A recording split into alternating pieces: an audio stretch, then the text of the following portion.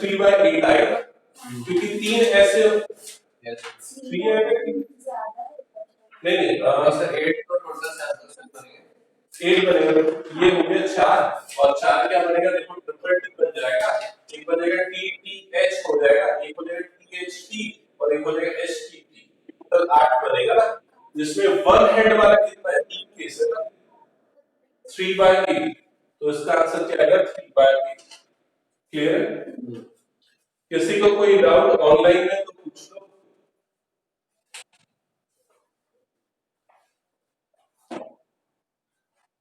इसके फॉर्मूले में वैल्यू भरते हो आंसर बन जाएगा इरेज कर रहा हूं ये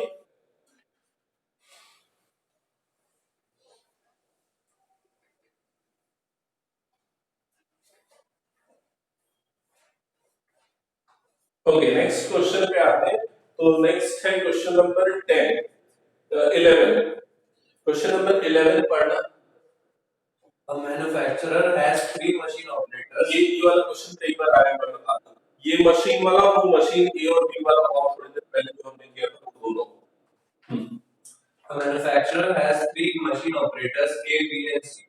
The first operator A produces 1% defective items, whereas the other two operators B and C produces 5% and 7% defective items respectively. A is on the job for 50% of the time, B is on the job for 30% of the time, and C is on the job for 20% of the time. A defective item is produced. What is the probability that it was produced by A? तो बताओ सबसे पहले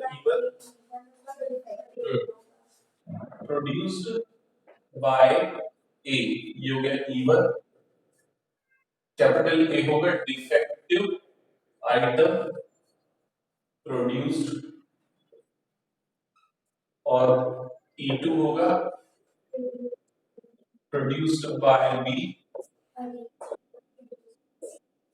E3 होगा produced by सी ठीक है अब यहाँ पर probability of E1 probability of E2 probability of E3 ये तीनों निकलेगा और ये A गिवन E3 भी निकलेगा ठीक है तो प्रोबेबिलिटी ऑफ E1 मतलब कोई भी आइटम अगर प्रोड्यूस हुआ तो वो प्रोड्यूस्ड बाय A है उसकी कितनी प्रोबेबिलिटी तो वो कितने टाइम ड्यूटी करता है 50% टाइम मतलब इसकी प्रोबेबिलिटी होगी 50% प्रोबेबिलिटी ऑफ E2 कितना है 30% तो जो बी है वो 30% टाइम ड्यूटी पे और सी जो है वो 20% टाइम देखो एक और चीज मैं एक बात आपको बता दूं कर लेना ये जो E1 E2 E3 ये सारे जो इवेंट्स रहेंगे इनकी प्रोबेबिलिटी का सम हमेशा बढ़ जैसे कि यहाँ पर 100% इसके पहले भी जितने क्वेश्चन देख लोगे सब ऐसे तो अगर आपने ऐसा देख लो कि नहीं आ रहा मतलब कुछ गलती है ठीक है ओके अब आते हैं ए गिवन E1 ए गिवन E1 कितना 1% ओके 5% है 7% ठीक है बाद में वैल्यू पुट कर दो आ जाएगा क्योंकि पिछली क्लास में मैंने जो बताया था अगर याद हो वो डेरिवेशन वाला पार्ट तो ये पूरा सैंपल स्पेस है तो E1 E2 E3 ये सारे क्या है ये सैंपल स्पेस के सबसेट्स है तो जब हम इन सब की प्रोबेबिलिटी को निकाल के ऐड करेंगे तो पूरे सैंपल स्पेस की प्रोबेबिलिटी के इक्वल आएगा क्योंकि बल होगी ठीक है इसलिए ठीक है हो गया ये नेक्स्ट क्वेश्चन पे आते हैं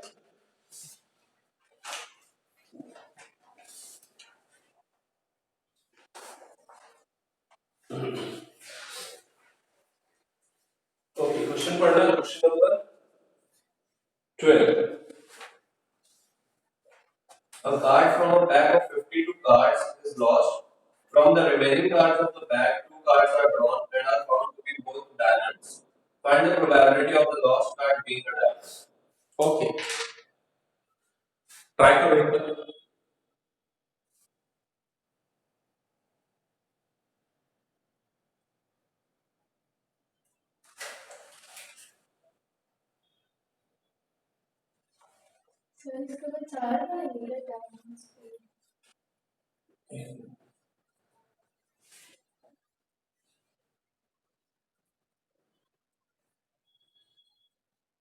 पहले तो हम ये लिख लेते हैं जो given two cards drawn are diamond,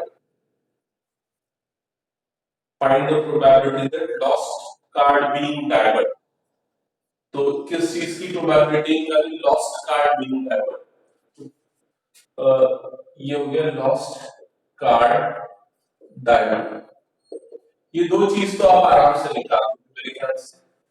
अब E2 E3 E4 E5 बताओ क्या होगा?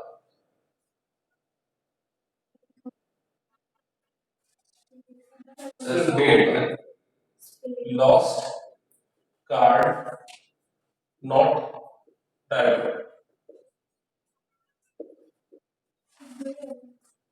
बस वही, और क्यों उसमें डिवाइड करो, ठीक है।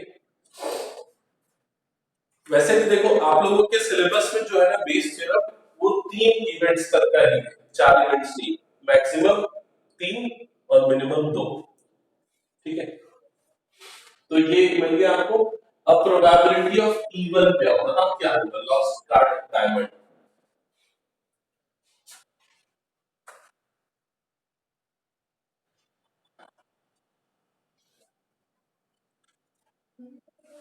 और कोई आंसर करेगा ऑनलाइन में तो आंसर करो, प्रोबेबिलिटी ऑफ इवन क्या होगा?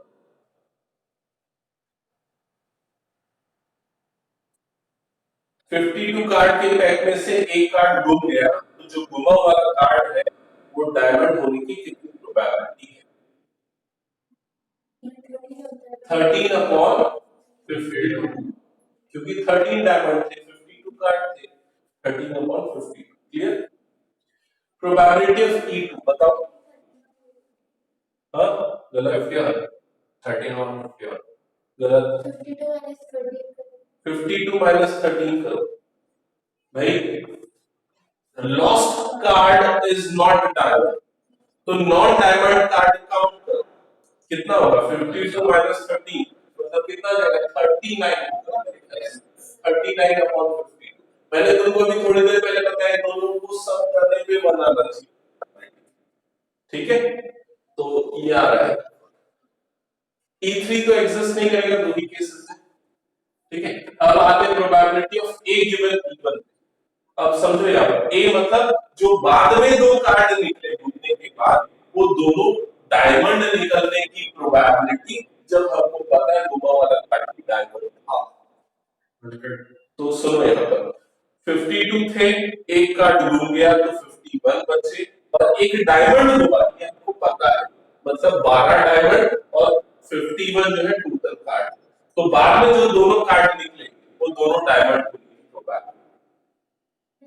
सर फिर से बता रहा हूं, देखो इनिशियली 52 कार्ड्स थे और 52 का डिवीजन ऐसा था कि 13 डायमंड थे और बाकी 39 नॉन डायमंड थे, ठीक है।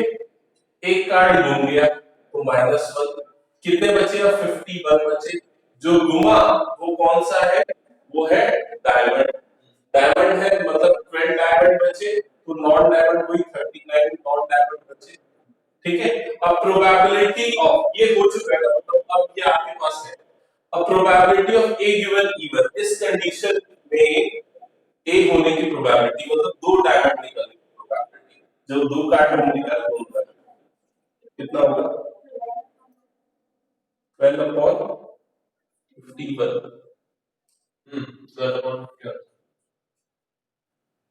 12/51 हो गया क्या?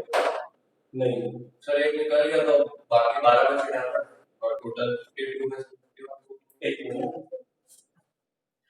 क्वेश्चन एक मिनट में फिर से पढ़ रहा हूँ।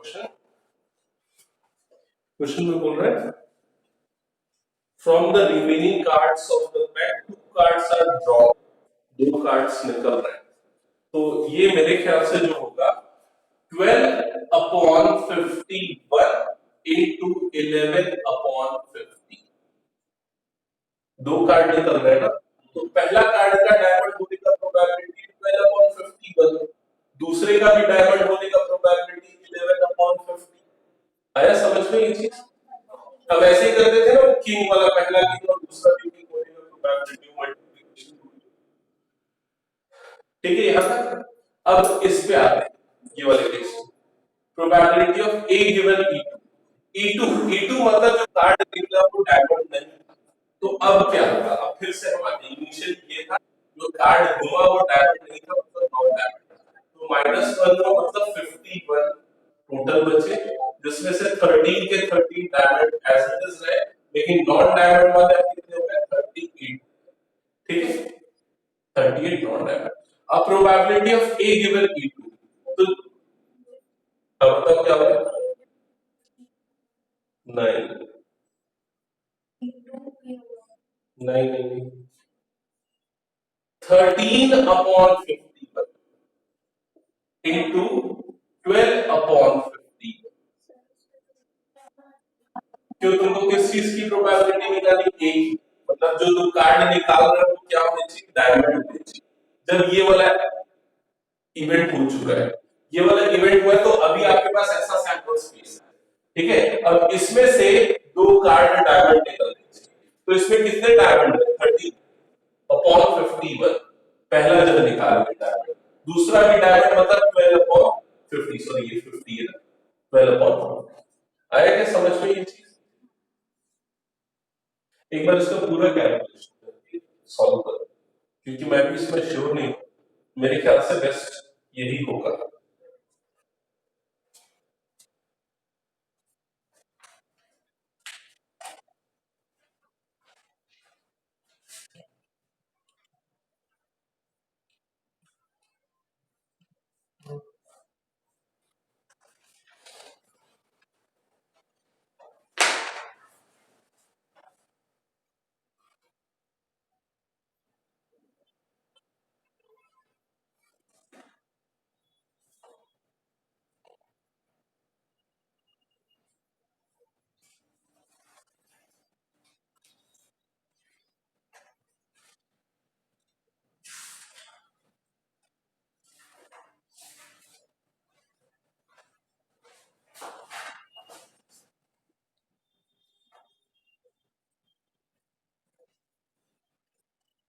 आ रहा है क्या आंसर?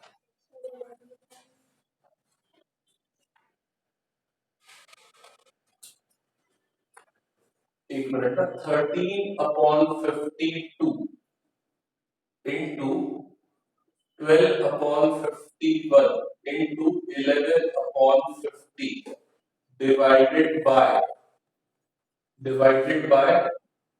39 ये पूरा एज इट इज आएगा।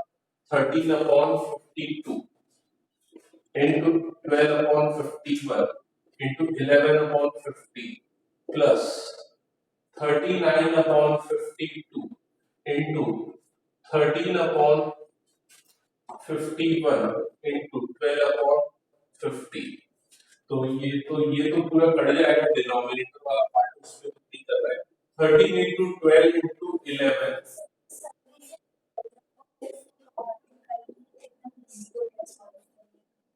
अच्छा, 13 इंटू ये 12।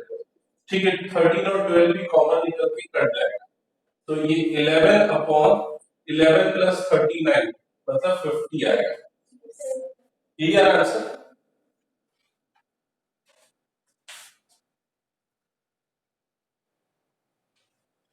ठीक है, समझ में आया क्या?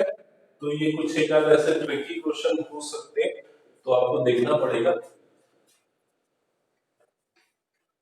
किसी को कोई डाउट जो लाइव क्लास में है, ऑनलाइन में?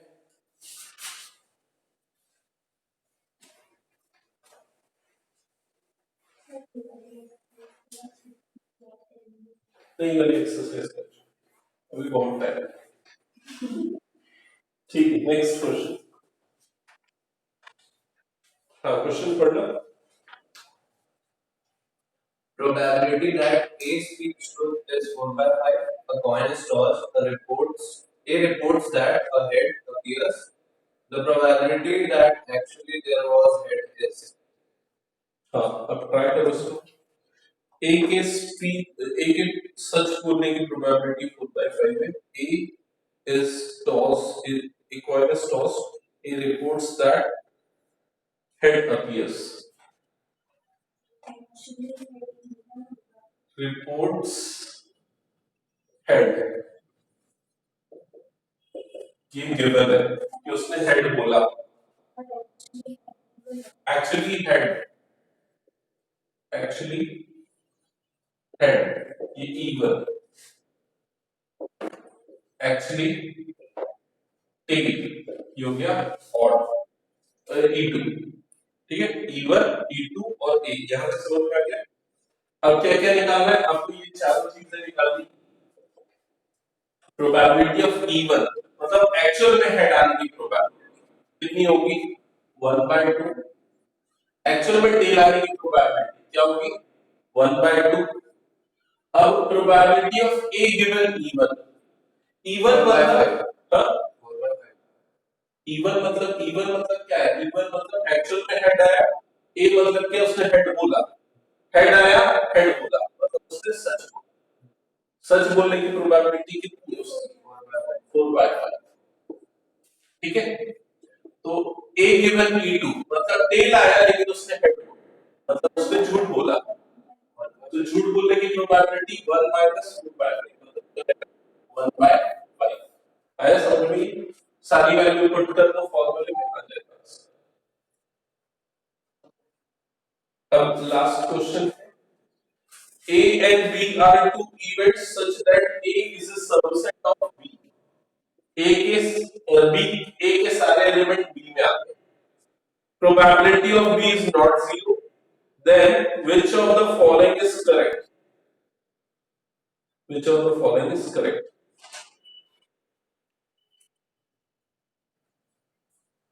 देखो अगर A B का सबसेट है तो प्रोबेबिलिटी, या ये प्रोबेबिलिटी, ये समझो A इंटरसेक्शन B क्या होगा, सेट थ्योरी को रिकॉल करो बताओ, करेक्ट, A इंटरसेक्शन B किसकी इक्वल होगा, A की, क्योंकि A के सारे एलिमेंट B में है तो A और B में कॉमन क्या है, A, ठीक है। तो probability of A given B, conditional probability का फॉर्मूला क्या है, probability of A intersection B upon probability of B, यही फॉर्मूला है। तो probability of A intersection B किसकी इक्वल हो जाएगा, प्रोबेबिलिटी ऑफ A की इक्वल हो जाएगा, तो ये क्या देगा, probability of A upon probability of B, ये हो जाएगा। ऐसा कोई ऑप्शन नहीं है,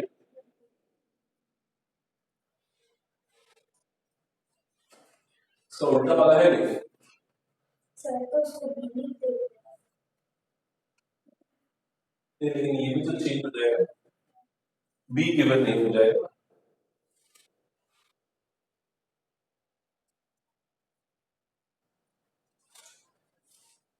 देखो ऑप्शन सी तो एनी हाउ करेक्ट नहीं होगा, तो भैया सी है, yes A given B, A given B, A given B is greater than probability of A।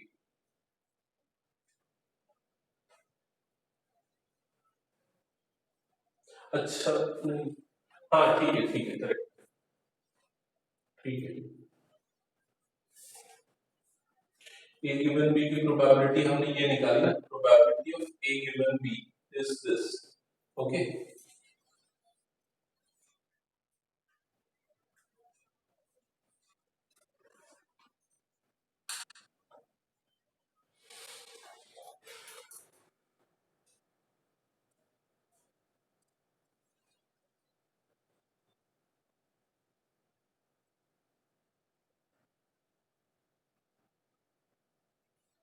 A given B is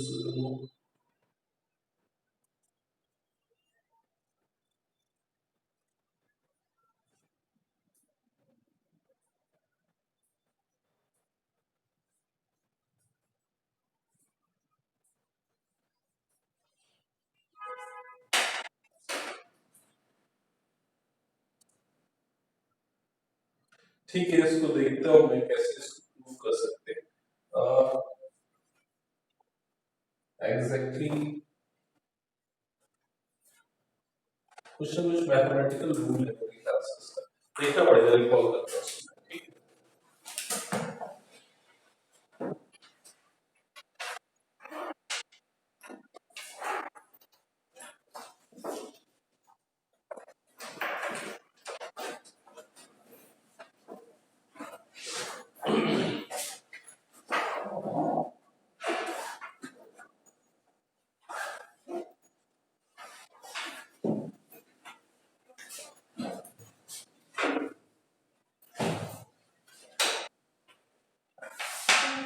कर रहे हैं